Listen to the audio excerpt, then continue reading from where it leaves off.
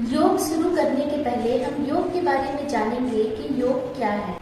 योग एक आध्यात्मिक प्रक्रिया है जिसमें शरीर और आत्मा को एक रूप करना ही योग कहलाता है।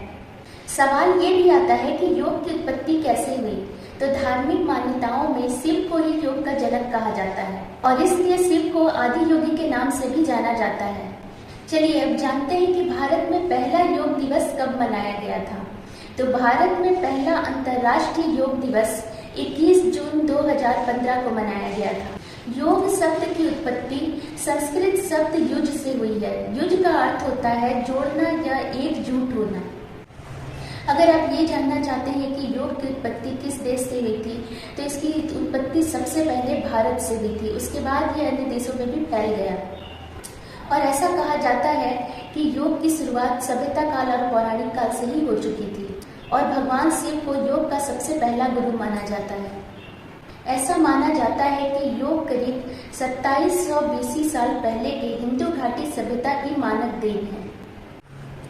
ऋषि मुनियों के क्रम में प्रथम योगी महर्षि पतंजलि थे, जिन्होंने योग की रचना की थी। महर्षि पतंजलि ने 195 योग सूत्रों की रचना की थी। इसलिए महर्षि पतंजलि को योग दर्शन का स्तंभ माना जाता है।